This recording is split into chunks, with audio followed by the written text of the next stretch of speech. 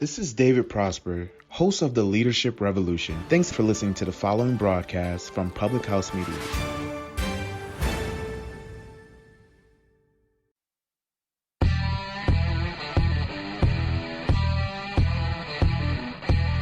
Strike three, you're out.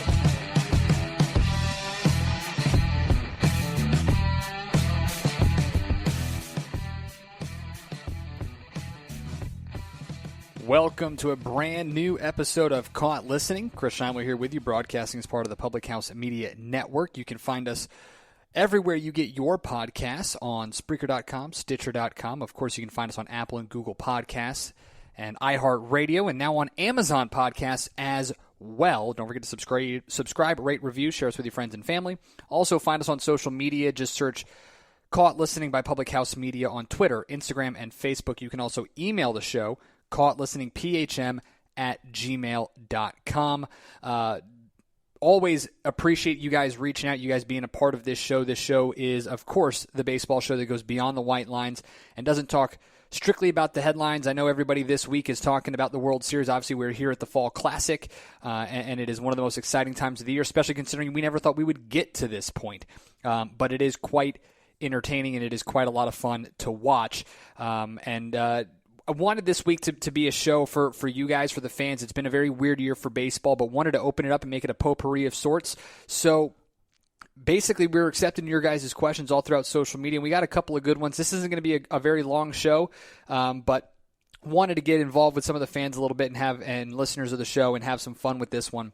So we took a lot of questions. We got a bunch of them through email. So we'll get to a few of them here in just a minute. But again, if you guys ever want to be a part of this show, this is what the beauty of this show is if you have questions about what baseball is like, or if you heard stories that you would want to hear more about, would love to hear your thoughts. You know, we're going to do a show coming up. Free agency is going to hit in a couple of weeks, and there are things like Rule 5 and arbitration and arbitration eligible. What does that all mean? How does that impact things? People could lose draft picks based on who gets signed.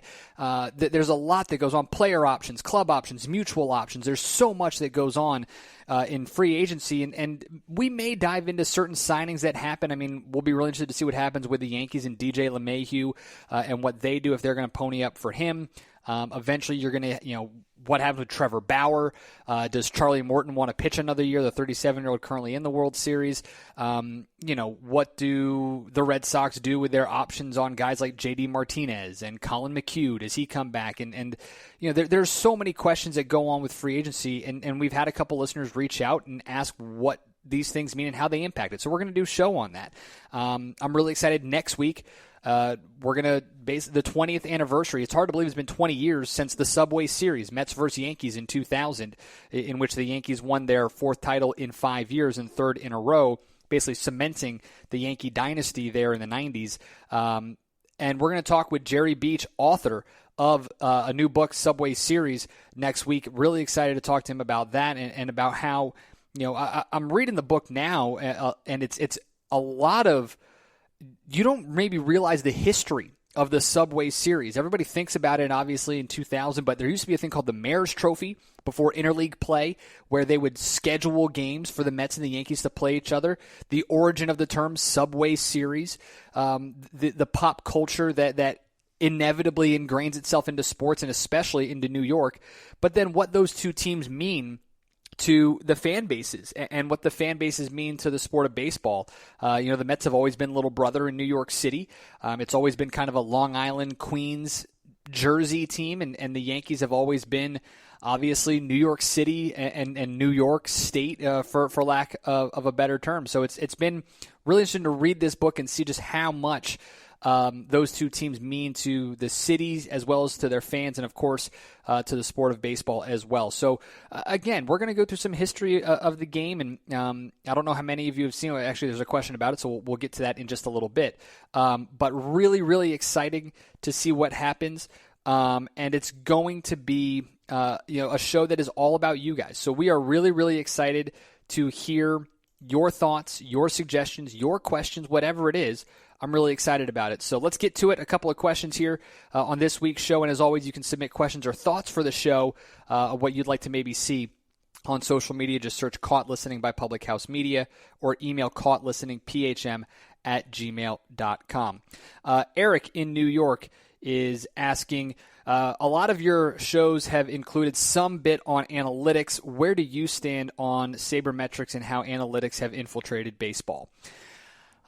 Well, listen, I think there's a place for it. And this is interesting because, yes, working on the front office side, I see how rosters are put together, but it's different in the league that I'm in. It's not, I'm not necessarily looking at a guy and seeing what his WAR is or seeing what his, defensive ratings are, his defensive runs saved and things like that. I think every sabermetric, I think every analytic has a place in baseball.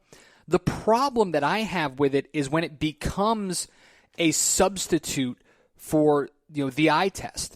It's so funny. I go back to this a lot when we say the eye test. Jay Billis in 2000, and I believe it was 2010, whenever it was that VCU made their amazing run to the Final Four, 2011, VCU made their run to the Final Four, and he said, his words I believe were, VCU didn't just not pass the eye test, they didn't pass the smell test. And there are people who, of course, VC went on to the Final Four, proved Jay wrong, all this other stuff. But there are people who have worked in this game, scouts, coaches, managers, other players, broadcasters, front office executives, clubhouse managers, trainers that have worked in this, and you can tell a solid baseball player. And last week when we were talking with John Russo, head coach at Hofstra University, he and I have had a very long relationship over the last 10, 12 years. And when you look at a guy, you can tell his mechanics are there. You can tell the mental aspect of the game is there or not there. I've worked closely with Major League Baseball players who mentally are unable to be and utilize their Major League talent. You can see it. Yet, when you look at the analytics of a 92-mile-an-hour fastball with a 2,600 spin rate or a curveball that breaks at a negative 0.97 y-axis, whatever the TrackMan data says, it overlooks sometimes, the intangibles. We talk about five-tool players, and it's amazing. I look at a guy like Mike Trout and Mookie Betts, for example, and you just know they're baseball players. Sure, their stats back it up, but it's their typical stats. It's their slash line, that batting average, on-base percentage, slugging percentage. It's runs scored. It's stolen bases. It's RBIs. It's total hits. It's total bases. It's and then they have WAR for how well they play defensively. And the thing with WAR that always gets me is that these stats that are brought up are stats that don't necessarily help the past of the game. Sure, there are certain ones. Like, for example, I think Babe Ruth's WAR is still incredibly high, but you just have no idea where certain things could possibly... Babe Ruth's career WAR, 162.1. There's only one person with a higher WAR than that in his career, and that's Barry Bonds at 162.8. But again, so it helps in some sense, and it maybe helps bring in the newer age people to realize what the past and what the legends of the game really were and how talented they were. But at the same time, it's so tough to compare across generations because, for example, would Babe Ruth have been the big, stocky, pounding hot dogs and cigarettes in the dugout every single day and drinking his night away? Would he be that? Or would he go the new age route of creating a better body, a more fit body, getting into the weight room and doing all those things? Would he be so focused on launch angle and all that stuff? So, yes, sabermetrics, analytics, they all have a place in the sport. The other thing that goes with it, though, is every stat is manipulated for everybody's best argument. For example, I will argue, and I have this argument in basketball a lot. There's the LeBron James, Michael Jordan debate that goes on, and the debate always used to be, well, Mike has 6 rings. Mike went 6 for 6 in the finals. Well, Mike only got to the finals 6 times in his entire career. LeBron has been there, 9 straight years or something like that. 9 out of the last 10, 8 of the last 9, whatever it is. He's been there 10 times. He's got 4 rings with 3 different teams. He's got 4 different finals MVPs. But if rings are what you're talking about, Why is Bill Russell not the greatest? It's not even close. Bill Russell won 10 NBA titles. It's not even close. If you're going by rings, Robert Horry, who has 7 NBA championships, is better than Michael Jordan. Stats are designed to be picked and chosen from for your own personal argument, your own personal preference, your own personal sake. I will argue to my dying day that Pedro Martinez is the most dominant right-handed pitcher that baseball has ever seen. Now, Cy Young has 511 wins, and that will never get touched. Roger Clemens was an absolute terrifying human being. Max Scherzer is maybe even more terrifying now. But you can't tell me that Pedro, between his circle changeup, between the way he threw his fastball inside, the mental way he attacked every single hitter, and the 3-year stretch he put on, wasn't the most dominating pitcher of his era, and especially doing it in the steroid era. And the fact that I look at him in the All-Star game in 1999 when he struck out 4 consecutive Hall of Famers, or what should be Hall of Famers. Pedro's strikeouts in the All-Star game were unreal. I mean, you look at who he struck out in that game in 1997. He had 5 strikeouts in the first 2 innings, and it was Barry Larkin, Larry Walker, Sammy Sosa, in order, by the way. And then in the second inning, comes right back out and strikes out Mark McGwire. And then, it was just unbelievable to watch him. And then Jeff Bagwell. So it's one of those things, like just how talented and dominating he was at his time. You just pick and choose your stats. So whether it's WAR, whether it's defensive run save, whether it's the traditional ones like home runs or batting average, they all have their place. But in my opinion, it's one of those things that just becomes almost too much. When it takes away from what you see as an eye test, when you just watch a baseball, if you took away all the stats and you put Mookie Betts in right field, you put Mike Trout in center field, and you put, I don't know, you put Brett Gardner in his heyday in left field, I'm going to tell you, that's one of the best defensive outfields there is. Alex Gordon in his prime. Put him out there in left field. That's the best outfield you're going to find. You don't need to know their sabremetrics. You just watch the players and you realize how talented they are. The fact that I was watching when the St. Louis Cardinals, there actually was a discussion on whether or not Yadier Molina is a first ballot Hall of Famer. It's not even close. Yadier Molina is probably the greatest catcher of all time defensively, maybe aside from Johnny Bench. That's the only argument you can make. He may be the greatest player from his country in the history of the game. And I realize that is saying a lot when you consider the type of talent that has come before Yadier Molina. But his numbers don't add up. And that's, the sabremetrics people get all pissed off about it. But this is a guy out of Puerto Rico and Roberto Clemente, but I honestly think he may be the greatest Puerto Rican-born baseball player of all time. Because you just watch him and you can see it. And a lot of it is the mental aspect. Another part, I go back to the ALCS, and I understand the Astros have taken a lot of heat, and I get it. But what Carlos Correa did, the pep talk he gives on the mound to, I believe it was Valdez, that's the type of mental stuff that you look for in a baseball player. That proves that you're a ball player. And my issue with stats and analytics, sabermetrics, is when it replaces the ability to actually look and see a ball player. Because the problem is now we've got kids at the younger level chasing a spin rate, chasing a launch angle, bat speed, as opposed to learning the right way to play the game. And that's where I have an issue with sabermetrics and with analytics. Prime example, the shift. The shift is one of the most ridiculous things in my mind, not because of having your third baseman playing short right field. It's because hitters are too damn egotistical to not lay down a bunt. They're so focused on a home run, an RBI, what it does to their slugging percentage. When a bunt down the third base line can start a rally or move a runner over or potentially win the game, get you that on-base percentage, get you that batting average, get you that hit that gets that next contract. But we've become a society so enamored. We didn't need the steroid era for home runs because look at it right now. Home runs are strikeouts, and yet this isn't baseball.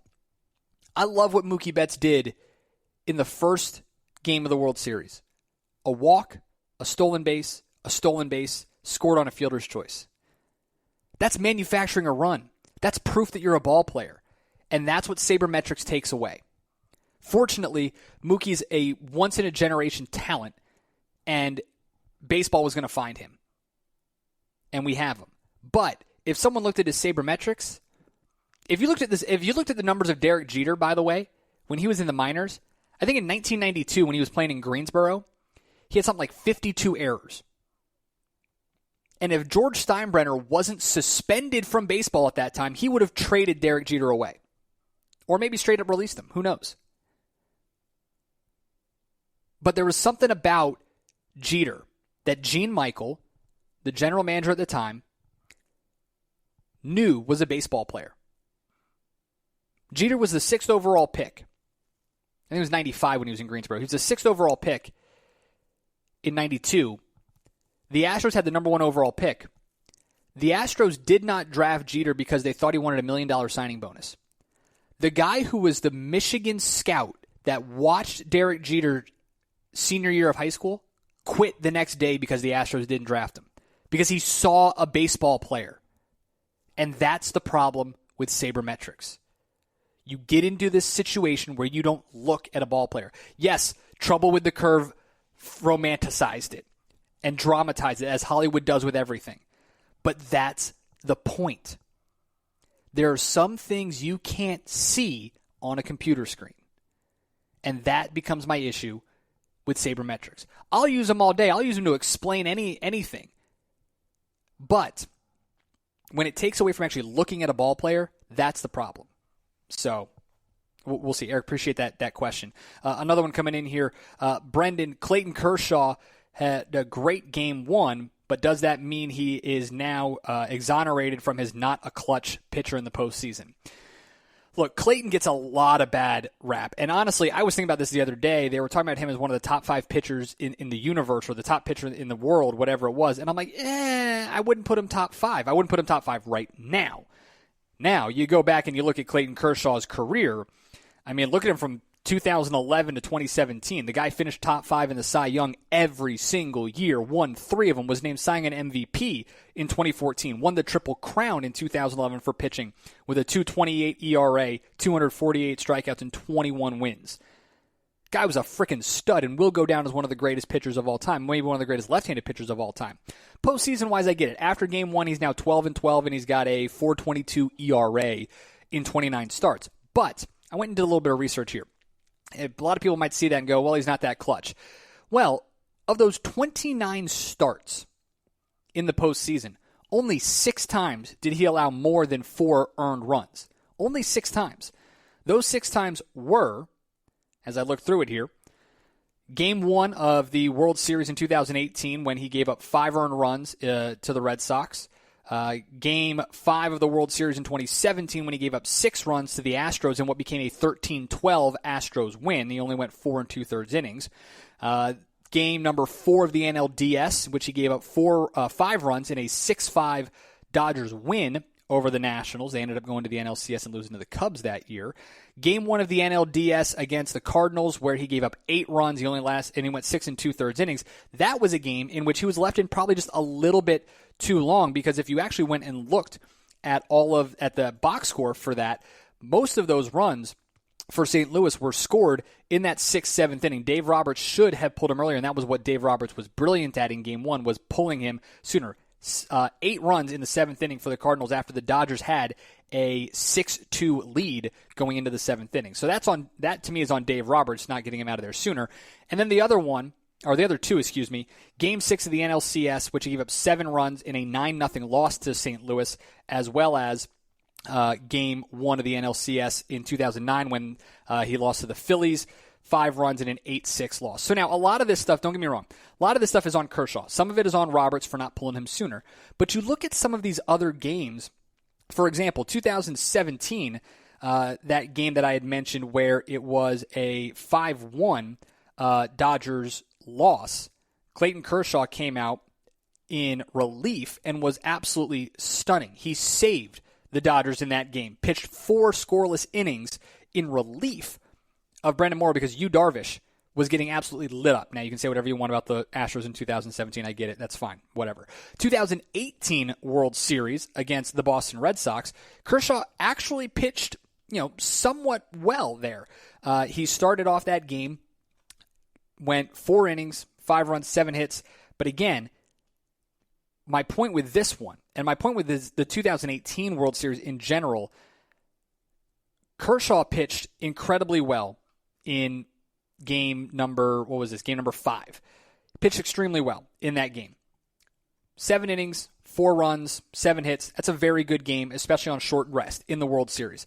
David Price, on the other hand, he was another guy who was having to, fight this overrated, not clutching the postseason thing, and Price showed up. 7 innings, 1 run.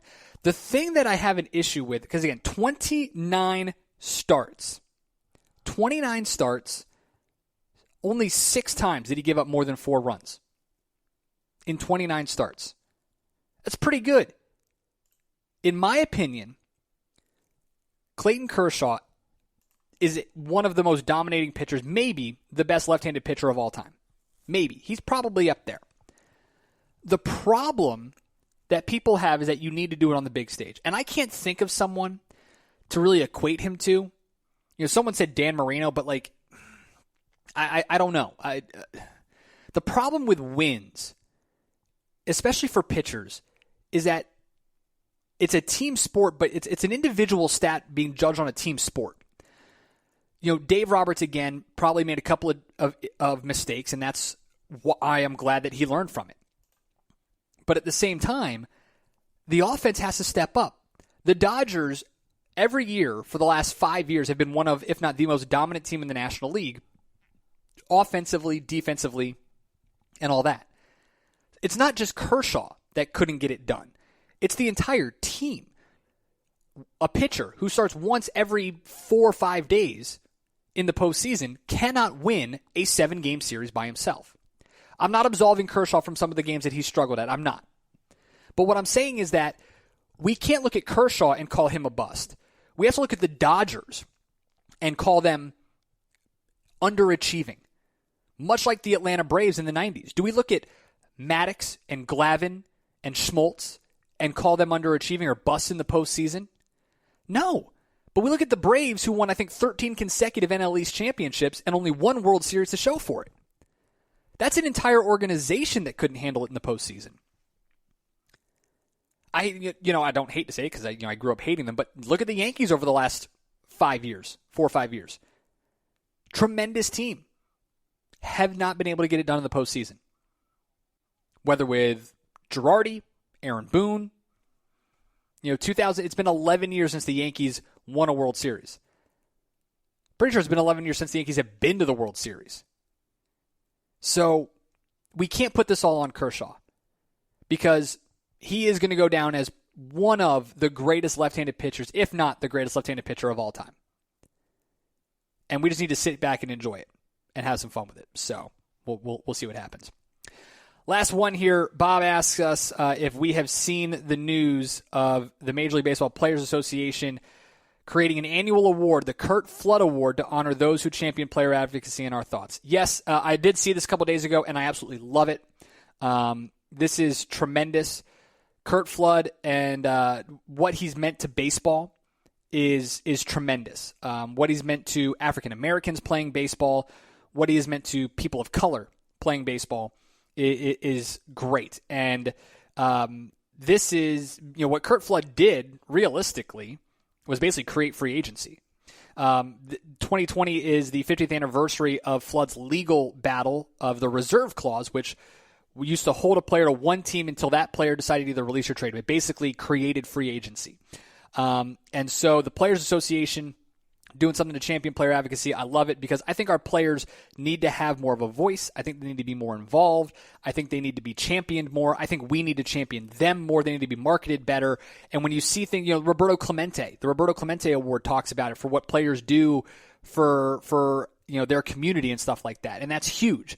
But what players do for each other to help them, that's another big thing too, because you want to have the respect and the love and the gratification of your peers. So very happy about it.